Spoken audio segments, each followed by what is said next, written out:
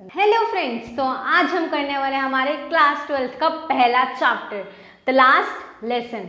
The last lesson को लिखा है अल्फोंसे डॉडेट ने। अब ये जो है ये एक फ्रेंच नॉवेलिस्ट और एक फ्रेंच शॉर्ट स्टोरी राइटर है और इन्होंने ही ये चैप्टर भी लिखा है।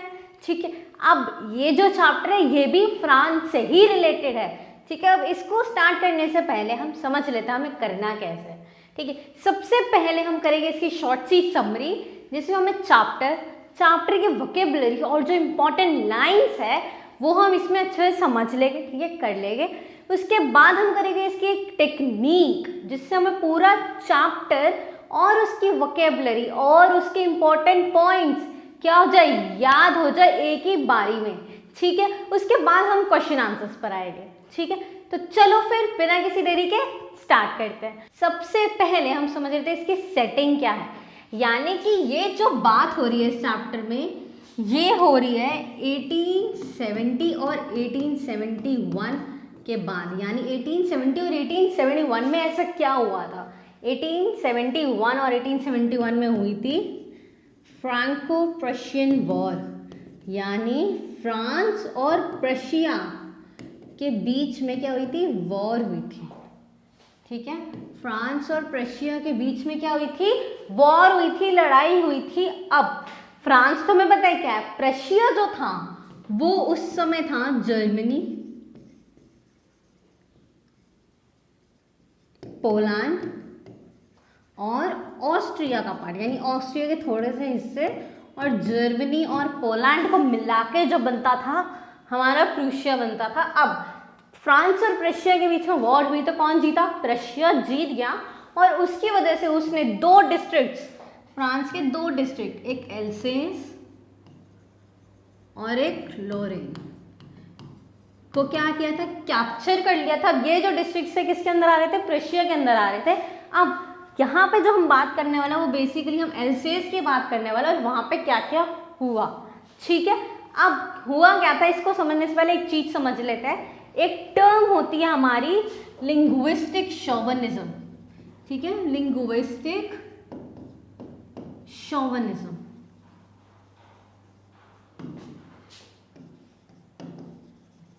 अब जो लिंग्विस्टिक शोविनिज्म होता है उसका मतलब होता है लिंग्विस्टिक यानी भाषा, हमारी जो लैंग्वेज है उसकी वजह से शोविनिज्म होता है कि किसी चीज को सुपीरियर समझना किसी और चीज से।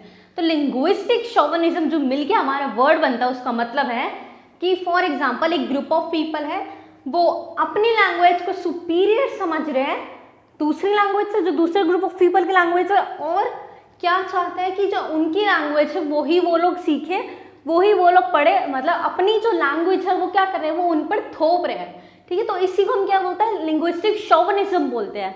ठीक है, तो क्या हो रहा है, जबरदस्ती अपनी लैंग्वेज को हम ज़्यादा समझ रहे हैं। उनका बिलीफ क्या है कि उनकी लैंग्वेज जो है वो क्या है, सुपीरियर है उस लैंग्वेज से, और वो जो लैंग्वेज है वो ही उन्हें सीखनी चाहिए।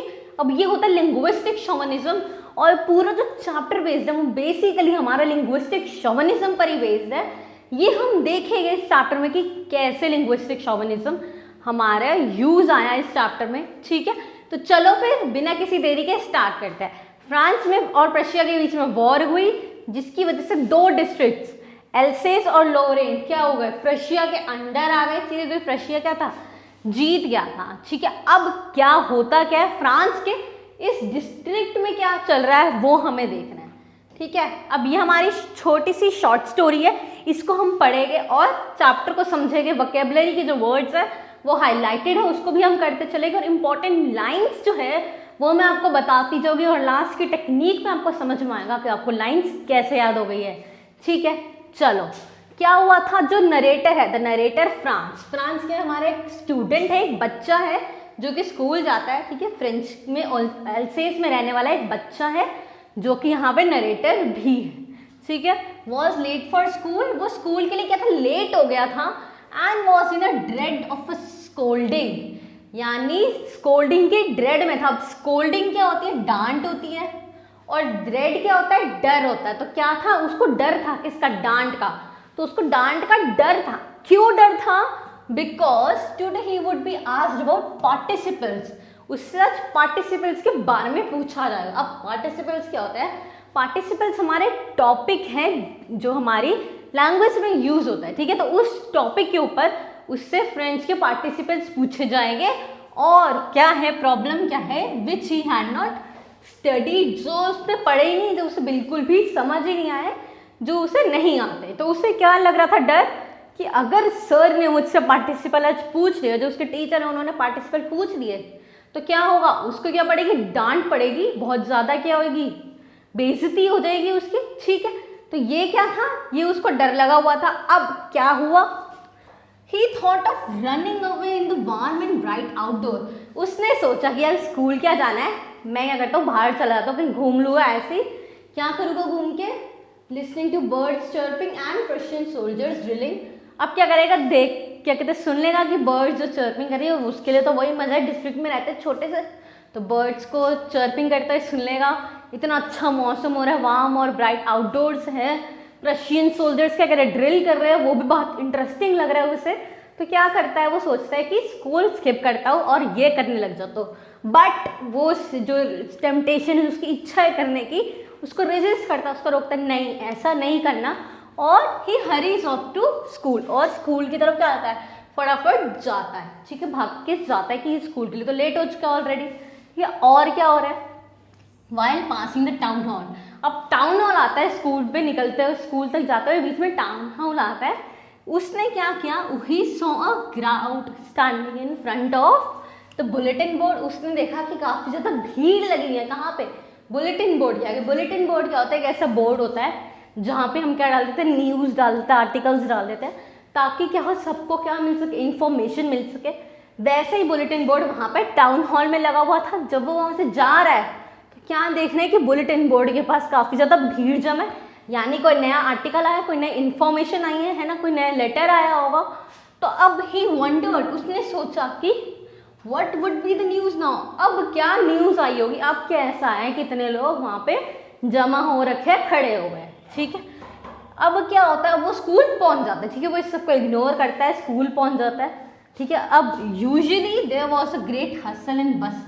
अब जब भी स्कूल उसका स्टार्ट होता था ना, यूजुअली क्या होता था, बहुत हसल और बसल होती थी। हसल और बसल का मतलब है यहाँ पे हलचल होती थी, ठीक है, काफ़ी ज़्यादा क्या होती थी, हलचल होती थी, कोई इधर जा रहा है, कोई इधर जा रहा है, काफ़ी ज़्यादा, क्योंकि स्टार्ट शुरू है दिन, है ना, तो सब जा रहे हैं, है ना, बैठे हैं, है ना, अपने अरेंजमेंट्स बना रहे हैं। तो वहाँ पे क्या होती थी, स्कूल में हसल एंड बसल होती थी जब भी उसका स्कूल स्टार्ट होता था। कैसे होती थी हसल एंड बसल, ये भी बताया। Opening and closing of desk, उसका जो डेस्क है वो खुल रहे हैं, बंद हो रहे हैं।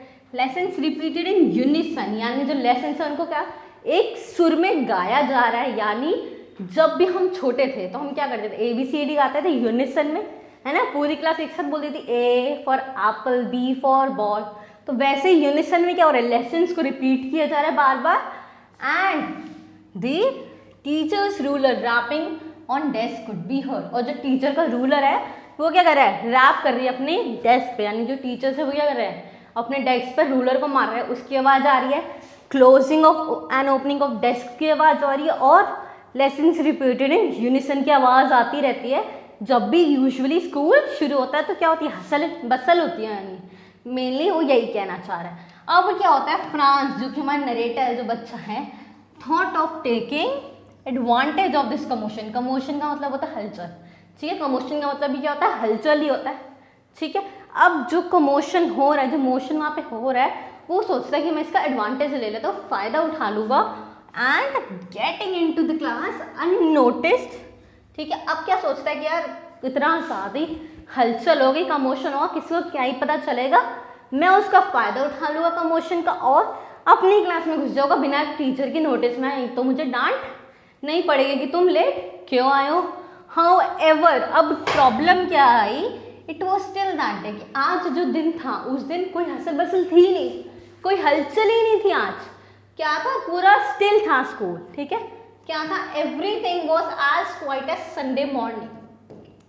ये जो लाइन है हमारी बहुत इंपॉर्टेंट लाइन है, चैप्टर में भी है कि स्कूल का माहौल कैसा था, everything was as quiet as Sunday morning. अब यहाँ पे संडे मॉर्निंग क्यों यूज़ किया ऑथर ने, क्यों यूज़ किया, क्योंकि संडे को क्या होता है, स्कूल बंद होते हैं, है ना, तो संडे मॉर्निंग को जब स्कूल बंद है, जब पूरे स्कूल में कोई भी नहीं है, है ना, ना कोई टीचर है ना कोई स्टूडेंट है, कोई भी नहीं है, तो कैसा होगा, बिल्कुल शांत होगा स्कूल, है ना, पिन ड्रॉप साइंस हो वहाँ पे, है ना, चलोगे तो फुट स्टेप्स की भी बहुत आवाज़ गूंजेगी, इतना खाली होता है स्कूल संडे को।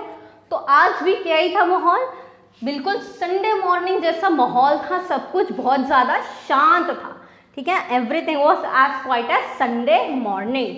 अब फ्राइटेंड फ्रांस, अब फ्रांस को ज़्यादा डर लग रहा था, ठीक है, क्योंकि पहले ही वो लेट था, उसको डांट पड़ने वाली थी, उसको पता था, had to go in front of everybody.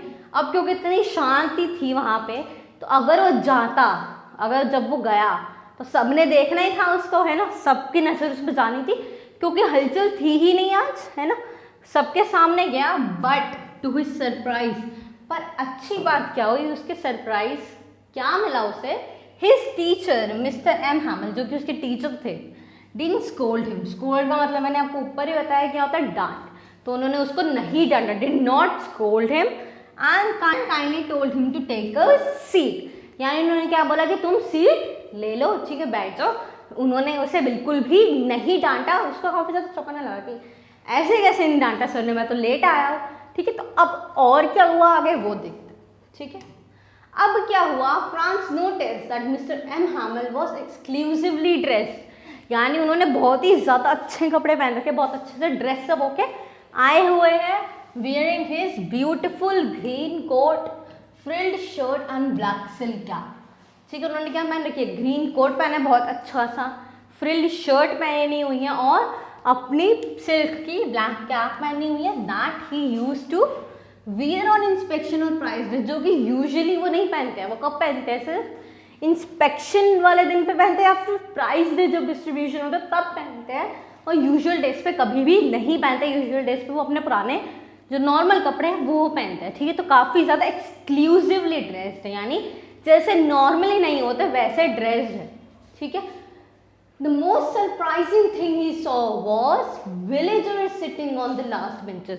अब सबसे सरप्राइजिंग थिंग जो उसने देखी वो क्या थी, कि जो लास्ट बेंचेस हमेशा खाली रहते थे वहाँ पर कौन बैठे हैं, विलेजर्स बैठे हैं, ओल्ड विलेजर्स पीछे बैठे हैं, अपनी पुरानी पुरानी किताबें लेकर बैठे हुए हैं, ठीक है। Old villagers sitting on the last benches, all of them looked sad, और पता नहीं क्यों बट सारे क्या है, सैड है, काफ़ी दुखी लग रहे हैं, ठीक है। अब क्या होता है, Mr M Hamel mounted his chair and told them, अब मिस्टर एम हैमल ने अपनी सीट ली, चेयर पे बैठे और बोलना शुरू किया। क्या बोला, my children this is the last lesson I shall give you, the order has come from Berlin. Berlin क्या है, जर्मनी की कैपिटल है बर्लिन, ठीक है, जो अभी करंट जर्मनी क्या है, कैपिटल है बर्लिन। तो बर्लिन से मैसेज आया है to teach only German in schools of Alsace and लोरेन।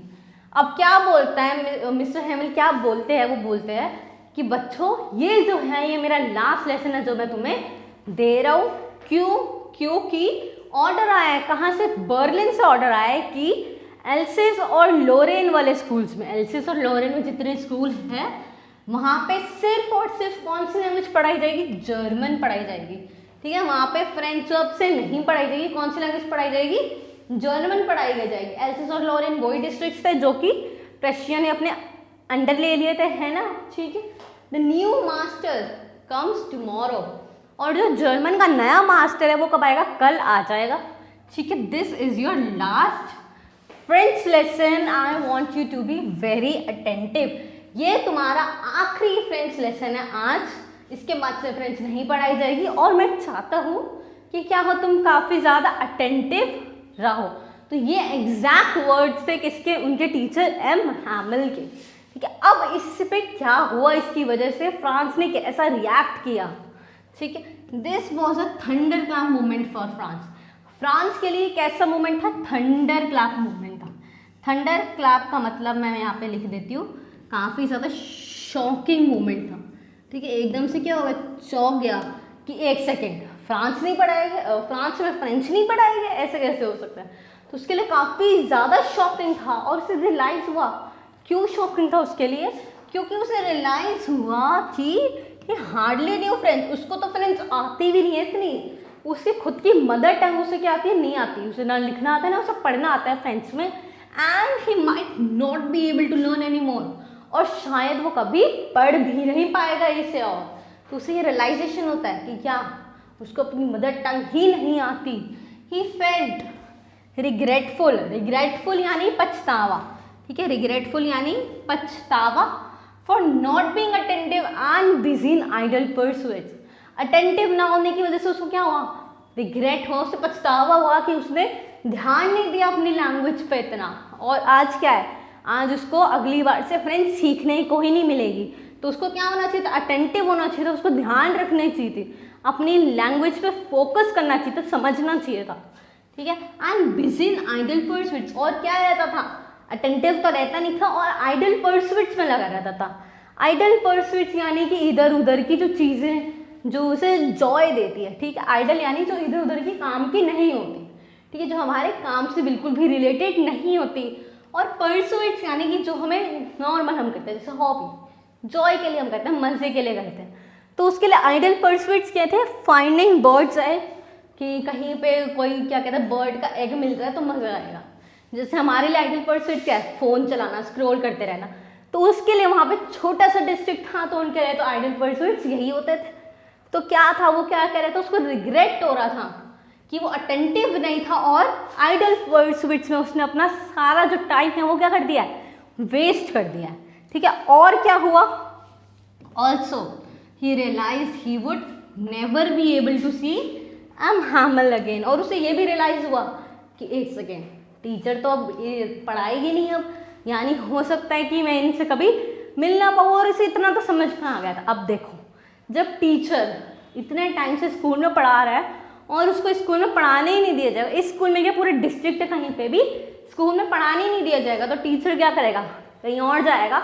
तो उसको ये रियलाइज़ हुआ कि अब तो मिस्टर एम हैमल भी क्या हो गए, चले जाएंगे यहाँ से और मैं उन्हें कभी दोबारा मिल नहीं पाऊँगा, उन्हें कभी दोबारा देख तक नहीं पाऊँगा, ठीक है। तो ये दो चीज़ें रियलाइज़ हुई फ्रांस को, और उसे ये रियलाइज़ हुआ कि ना तो वो अटेंटिव था, उसने अपना जो आइडल परस्यूट में सारा टाइम बर्बाद कर दिया, और अब वो ना फ्रेंच कभी पढ़ पाएगा और ना ही मिस एम हैमल से मिल पाएगा।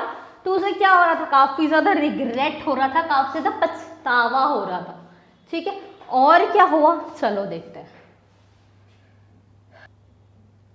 तो अब क्या होता है, Franz now understood why M Hamel was wearing these clothes. अब फ्रांस को समझ में आया कि एम हैमल इतने एक्सक्लूसिवली ड्रेस्ड है, क्योंकि अब ये कोई नॉर्मल दिन नहीं रहा था, अब ये कैसा दिन रहा, काफ़ी ज़्यादा इंपॉर्टेंट दिन रहा। अब ये लास्ट डे था मिस्टर एम हैमल का इस स्कूल में, ठीक है, जहाँ पे वो फ्रेंच पढ़ा रहे हैं, ठीक है। And why the old villagers were sitting in the back of the class. और उसे ये भी समझ में आ गया कि जो विलेजर्स हैं वो क्यों बैठे हैं क्लास के पीछे, क्यों बैठे हैं, because they were regretful that they had not studied more. अब उनको भी रिग्रेट था ना कि उन्होंने भी फ्रेंच अच्छे से नहीं पढ़ी, उन्हें भी और पढ़नी चाहिए थी, अपनी खुद की मदर टंग तो कम से कम पढ़नी चाहिए थी। And it was also way of thanking M Hamel for his 40 years of service.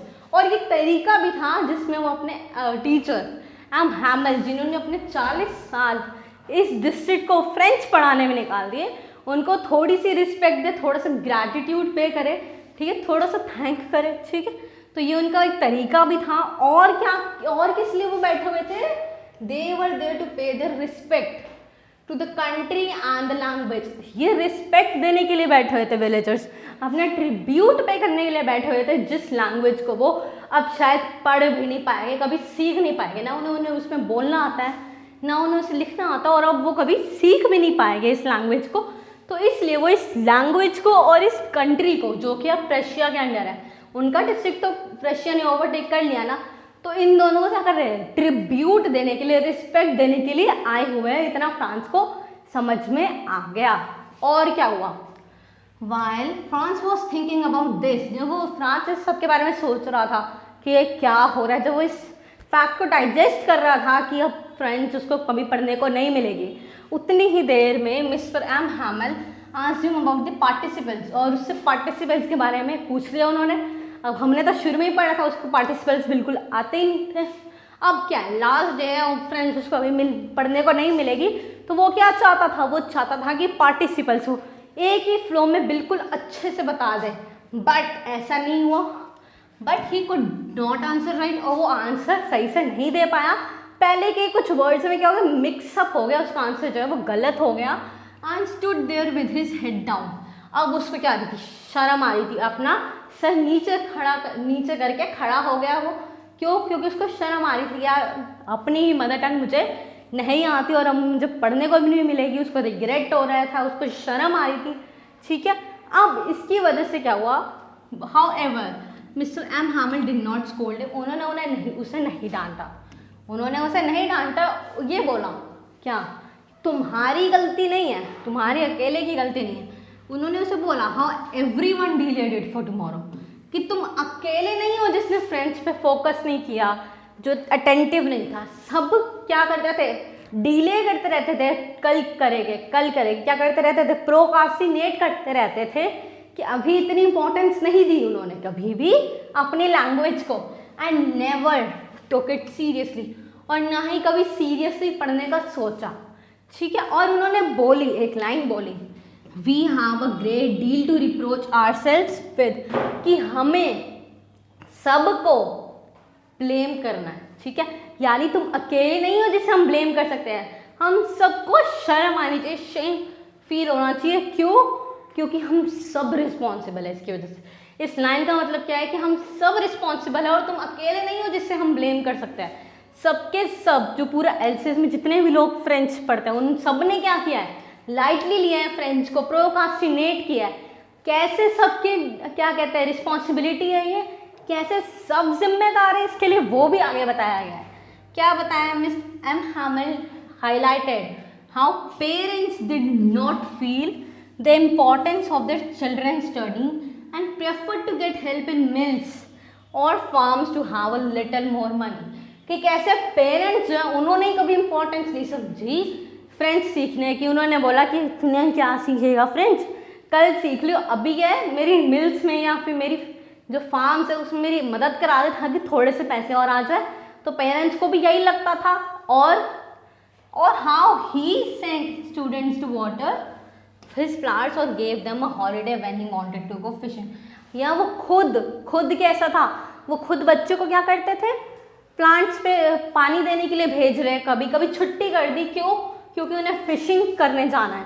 तो यहाँ पे क्या है, सब रिस्पॉन्सिबल है। पेरेंट्स क्यों रिस्पॉन्सिबल है, क्योंकि उन्होंने इंपॉर्टेंस नहीं समझी पढ़ाई की और क्या चाहते थे कि मदद कर देगा थोड़ा सा फार्म्स और मिल्स में तो थोड़े पैसे आ जाएंगे। और टीचर ने भी कभी सीरियस नहीं लिया, वो बच्चों को पानी भरने भेज रहे हैं अपने प्लांट्स में, ये छुट्टी कर दे रहा है क्योंकि उसे फिशिंग पे जाना है। और बच्चों ने भी क्या किया, प्रोकास्टिनेट किया, कल तक डीले करते रहे, कभी सीरियसली लिया ही नहीं इस लैंग्वेज को।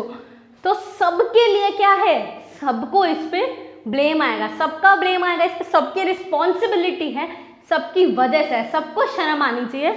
ठीक है, ये लाइन बोल रहे हैं, we have a great deal to reproach ourselves with, यानी हम सबके लिए शर्मनाक है कि एलसीएस के बंदों को अपनी ही लैंग्वेज में ना लिखना आता है और ना ही पढ़ना आता है। कहाँ के फ्रेंच के लोग, जब तुम्हें फ्रेंच ही पढ़नी नहीं आती।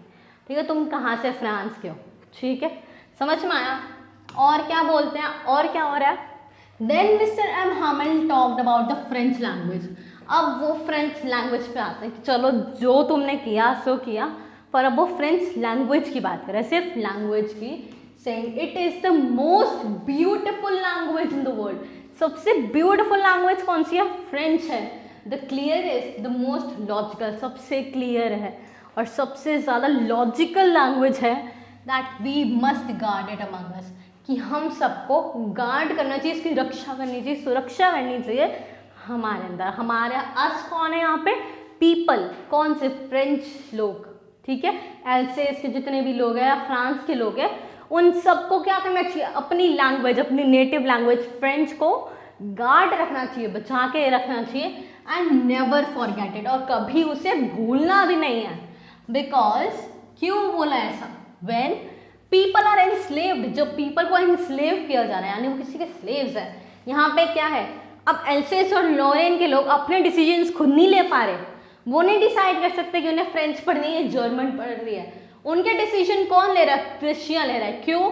क्योंकि अब वो प्रशिया के अंडर है, प्रशिया ने उन्हें जीता है वॉर में, यानी कि अब वो क्या, स्लेव्स है प्रशिया के। ठीक है, उनका खुद का राज नहीं है, खत्म हो गया। अब जो होगा वो उनकी वजह से होगा, उनका कोई कंट्रोल नहीं है। किसका कंट्रोल है? प्रशिया का कंट्रोल है, गवर्नमेंट का कंट्रोल है। ठीक है, तो वो क्या है, वहाँ के लोग एनस्लेव्ड है, एल्सेस और लॉरेन के लोग क्या है, एनस्लेव्ड है। अब जब क्या बोल रहा है, because when people are enslaved, क्योंकि जब पीपल एनस्लेव होते हैं, as long as they hold fast to their language, जब तक वो अपनी लैंग्वेज के साथ रहे, यानी अपनी लैंग्वेज को कभी जाने ना दे, छोड़े ना अपने लैंग्वेज को, it is as if they had the key to their prison. होता है, ऐसा होता है कि उनके लिए क्या है, ये प्रिजन की एक की है। की क्या है? उनकी जो लैंग्वेज है वो क्या की है टू देयर प्रिजन। की टू देयर प्रिजन यानी उनका प्रिजन क्या है, ये जो स्लेवरी है, जिसके अंडर है, जब उनके पास कंट्रोल ही नहीं, अपनी खुद की लाइफ चुनने का कंट्रोल नहीं है, तो क्या एनस्लेव्ड है। तो ये क्या उसका प्रिजन है, और उसकी की क्या है, उनकी खुद की लैंग्वेज, नेटिव लैंग्वेज। ऐसा क्यों है? लैंग्वेज कहाँ से की हो गई? क्योंकि जो नेटिव लैंग्वेज है वो क्या करेगी, नेटिव्स को यूनाइट करेगी, है ना, एकजुट करके रखेगी सबको। तो वो जो यूनिटी है वो स्ट्रेंथ बनेगी, है ना। जब वो स्ट्रेंथ बनेगी तो वो किसकी वजह से बनेगी, हमारी लैंग्वेज की वजह से बनेगी, है ना, फ्रेंच लैंग्वेज की वजह से।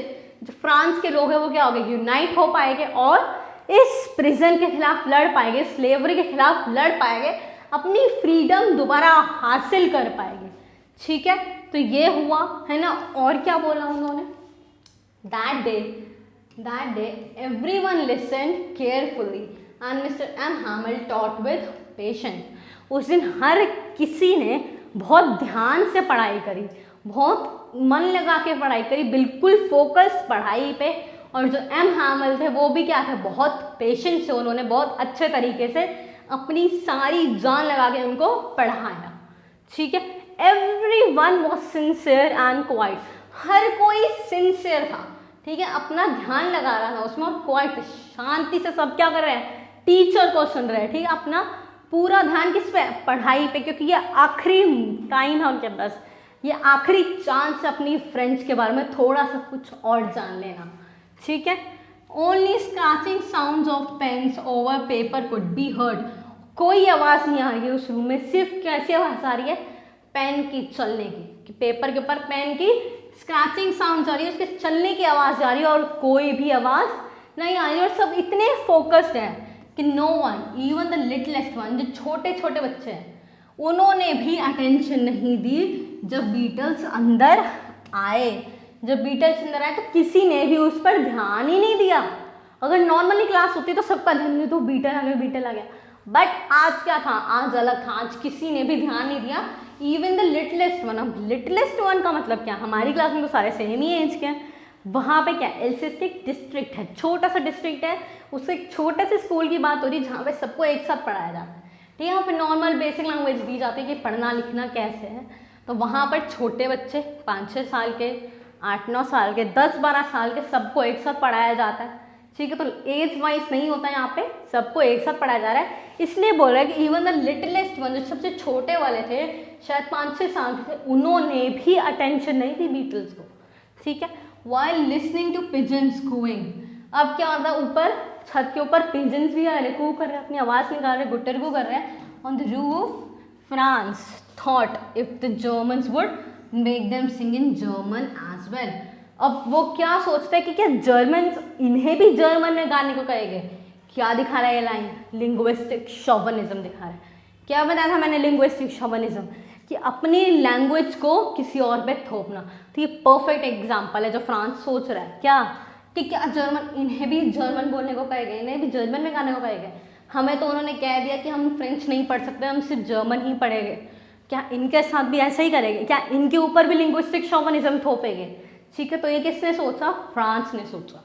ठीक है, अब क्या होता है, पूरी क्लास निकल गई एट नून, जब 12 बजता है और एंगलिस बजती है, यानी एंगलिस क्या है, उनकी प्रेयर बेल है। तो जैसे ही बेल स्ट्रक हुई तो मिस्टर एम हैमल उठे, डिग्निफाइड, बहुत ही रिस्पेक्टफुल वे में, बहुत ही प्राउड वे में उठे। ये कैसे पता चला हमें, क्योंकि वहाँ पे लिखा हुआ line, I never saw him look so tall. मैंने उन्हें कभी नहीं देखा कि वो इतना लंबा, यानी कैसे खड़े हैं मिस्टर हैमल, प्राउड खड़े हैं, डिग्निफाइड खड़े हैं, सीना तान के खड़े हुए हैं। और उन्होंने क्या लिखा, वाई वाले फ्रांस लिखा बोर्ड पर, बहुत बड़ा बड़ा लिख दिया, वाई वाले फ्रांस। वाई वाले फ्रांस का मतलब क्या होता है, लॉन्ग लिव फ्रांस, यानी फ्रांस क्या हो, लंबा जिए। ठीक है, उन्होंने लिख दिया ये, and gesture to everyone that school is dismissed, और सबको जेस्चर किया, सबको इशारा किया कि स्कूल जो है वो क्या है, डिसमिस हो चुका, खत्म हो चुका है, अब तुम लोग जा सकते हो। ठीक है, तो ये एक बहुत ही इमोशनल सी शॉर्ट सी स्टोरी थी। ठीक है, जिसमें मेन कैरेक्टर्स कौन थे, narrator Franz, Mr M Hamel, और वहाँ पे क्या दिखाया जा रहा है कि कैसे कुछ डिस्ट्रिक्ट्स जो कि अब प्रशिया के अंडर आ गया वॉर की वजह से, उस पर क्या थोपी जा रही है, उनकी लैंग्वेज थोपी जा रही है, जहाँ पे हमें लिंग्विस्टिक शोविनिज्म देखने को मिला। तो यह हमारा एक छोटा सा चैप्टर था।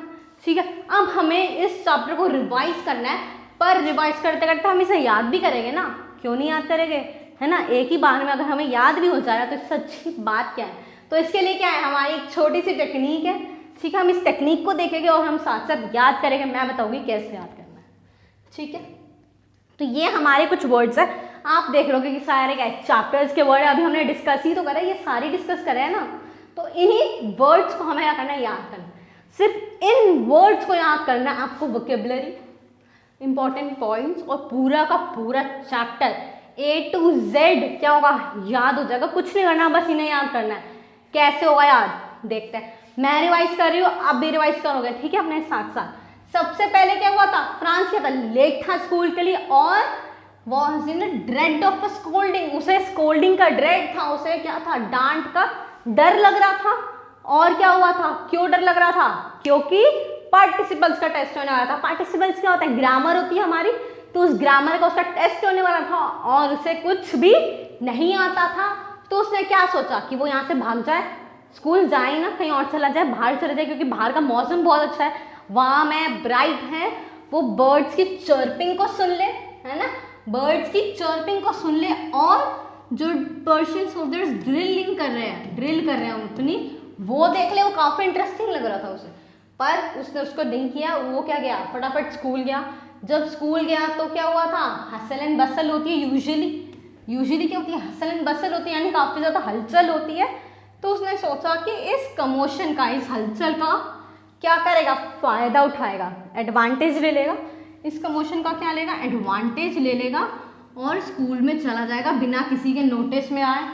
ठीक है, पर आज तो कुछ अलग था। आज क्या था, everything was as quiet a Sunday morning, सब कुछ स्टिल था। कैसे तरह से शांत था सब कुछ, संडे मॉर्निंग की तरह शांत।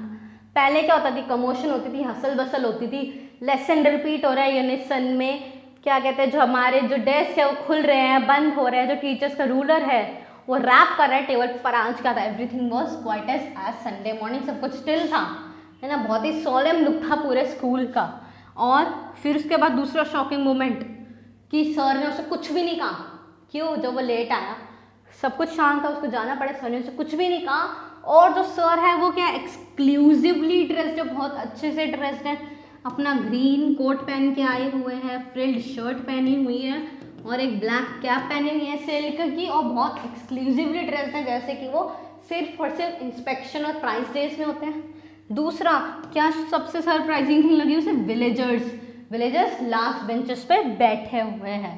अब उसने वो देखा, वो सब ये देख रहा था, उतने में क्या हुआ, टीचर के वो अपने चेयर पे माउंट हुए। अब यहाँ पे मैंने स्टार लगा, स्टार का मतलब है कि इस वर्ड के साथ हमारी बहुत इंपॉर्टेंट लाइन जोड़ी है। कौन सी लाइन जोड़ी है, याद आ गया होगा आपको, कौन सी, जहाँ पे वो अनाउंसमेंट कर रहा है। क्या अनाउंसमेंट कर रहा है कि आज लास्ट डे है जिस दिन वो पढ़ाए, this is the last day I teach you, I shall give you lesson, है ना।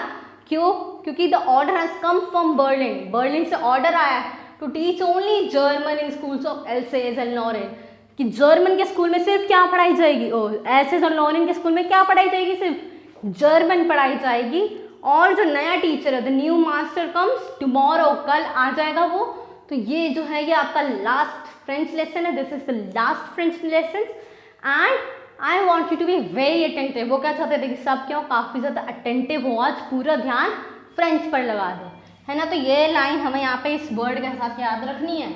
ठीक है। दूसरा, ये बात सुनकर फ्रांस पे क्या इफेक्ट होता है, उसके लिए ये थंडर क्लैप मोमेंट है, काफी ज्यादा शॉकिंग मोमेंट है। क्या होता है, वो काफी ज्यादा शॉक्ड होता है ये सुनकर और उसे रिग्रेट होता है, ही इज रिग्रेटफुल, उसको बहुत ज्यादा रिग्रेट होता है कि वो उसने आइडल परसुइट्स में अपना सारा टाइम बर्बाद कर दिया, कभी अटेंटिव नहीं रहा वो अपनी लैंग्वेज की तरफ। आइडल परसुइट्स यानी कि नॉर्मल परसुइट्स जो कि हमारे किसी काम के नहीं है, कुछ ऐसी चीज़ जो हमें पसंद है पर किसी काम की नहीं, जैसे हमारे लिए क्या है, यूट्यूब स्क्रॉल करना है ना। तो आइडल परसुइट्स में उसने अपना सारा टाइम लगा दिया और पढ़ाई पे कभी ध्यान नहीं दिया। और किसे रिग्रेट हो रहा था, विलेजर्स को रिग्रेट हो रहा था। तो रिग्रेट मैंने इसलिए में लिखा क्योंकि दो लोगों को रिग्रेट हो रहा था, एक फ्रांस को और एक विलेजर्स को। क्यों रिग्रेट हो रहा था, क्योंकि उन्होंने भी ज़्यादा कभी पढ़ा नहीं, उन्होंने कभी अच्छे से अपनी फ्रेंच को पढ़ा नहीं, उन्होंने कभी टाइम नहीं दिया, ठीक है। तो वो लोग वहाँ पे क्यों बैठे थे, ताकि एक उन्हें रिग्रेट हो रहा था, दूसरा अपना ट्रिब्यूट दे रहे थे वो अपनी लैंग्वेज और कंट्री को, तीसरा मिस्टर एम हैमल जो उनके टीचर थे, उनकी 40 ईयर्स की जो क्या कहते हैं सर्विस थी उसको रिस्पेक्ट करने आए थे, उसको रिस्पेक्ट करने आए थे, उन्हें थैंक यू बोलने आए थे कि तुमने इतनी ज़्यादा टाइम इतनी सर्विस इधर लगाई है, तो उनके लिए वो लोग आए थे, ठीक है। और क्या होता है, मिस्टर एम हैमल डीलेड कब आया था, बाद में आया था, याद रखना। अब डीलेड से पहले क्या हुआ था, फ्रांस से लेसन पूछा गया था ना पार्टिसिपल्स के ऊपर कि पार्टिसिपल्स बताओ क्या था, और वो नहीं बता पाया, मिक्सअप हो गया, उसको काफ़ी ज़्यादा बुरा लग रहा था। पर एम हैमल ने क्या किया, उसने डांटा नहीं, उन्होंने क्या बोला कि तुम्हारी अकेले की गलती नहीं है, एवरीवन, हर कोई जो एल्सेस में रहता है उसने फ्रांस को बहुत सीरियसली नहीं लिया। क्या किया, उसको डिले करते रहे, कल तक प्रोकास्टिनेट करते रहे एल्सेस के लोग, तुम अकेले नहीं हो। और क्या बोला उन्होंने, रिप्रोच वाली लाइन बोली, क्या थी, we have a great deal to reproach ourselves with, यानी हम सबको अपने आप पे क्या आनी चाहिए, शर्म आनी चाहिए, शेम फुल फील होना चाहिए। क्यों, क्योंकि हम सब की वजह से ही हुआ है, हम सब रिस्पॉन्सिबल है, तुम अकेले की गलती नहीं है। क्यों रिस्पॉन्सिबल है, कौन कौन रिस्पॉन्सिबल है, पहले स्टूडेंट्स रिस्पॉन्सिबल है, क्यों, क्योंकि उन्होंने कल तक क्या किया, डिले करा है ना, और पढ़ाई नहीं करी, सीरियसली नहीं है। दूसरा कौन रिस्पॉन्सिबल है, पेरेंट्स रिस्पॉन्सिबल है, वेरी गुड, पेरेंट्स को रिस्पॉन्सिबल है, क्योंकि उन्होंने कभी इंपॉर्टेंस नहीं समझी कि क्या इंपॉर्टेंस है पढ़ाई की, और वो क्या चाहते थे कि मिल्स में थोड़ा मेरी हेल्प करा देगा, थोड़े पैसे और आ जाएंगे। और किसकी गलती है, मिस्टर एम हैमल की गलती, खुद टीचर की गलती है कि वो क्या करता था, पानी देने भेज रहा है ना, और छुट्टी ले लेना अगर उसे फिशिंग पे जाना है। तो ये क्या है, सबकी गलती है। We have a great deal to reproach ourselves with, सबको रिस्पॉन्सिबल होना चाहिए इसके लिए, ठीक है। दूसरा, उसके बाद क्या हुआ, वो फ्रेंच लैंग्वेज की बात करते हैं, हम हैमल क्या बोलते हैं, French language is the most beautiful language in the world, the clearest, the most logical, है ना, and we must guard it among us, यानी कि जितने लोग हैं सबको उसे गार्ड रखना चाहिए। क्यों, क्योंकि जब लोग एंस्लेव्ड होते हैं, because when people are enslaved, जब लोग क्या स्लेव्स हैं, तो as long as they hold fast to their language, जब तक वो अपनी लैंग्वेज को बनाए रख रहे हैं, अपनी लैंग्वेज पे पकड़ बनाए रख रहे हैं, तब तक क्या, it is as if they have key to their prison. इसका मतलब क्या है कि ऐसा होता है, जब तक वो अपनी लैंग्वेज को ना छोड़े तब तक वो लैंग्वेज उनके लिए क्या रहती है, की रहती है, उनके प्रिजन के लिए। उनका प्रिजन क्या है, यही एनस्लेवमेंट की, वो अपने डिसीजंस खुद नहीं ले सकते, उनकी लाइफ पर उनका खुद का कंट्रोल नहीं है। इसलिए ये की क्या है, लैंग्वेज है। लैंग्वेज क्या कर रही है, यूनाइट कर रही है, और उस यूनिटी से उन्हें क्या मिलेगा, फ्रीडम मिलेगा। तो लैंग्वेज क्या है उनके लिए, की टू द प्रिजन है। अब क्या हो रहा है, अब क्या सोचता है फ्रांस, क्या सोचता है कि यार जब पेजेंट्स गोइंग कर रहे होते तो वो सोचता है कि यार ये जर्मन्स जो है, क्या इन्हें भी जर्मन में गाने को कहेंगे। किसका एग्जाम्पल है, शोविनिज्म का परफेक्ट एग्जाम्पल है।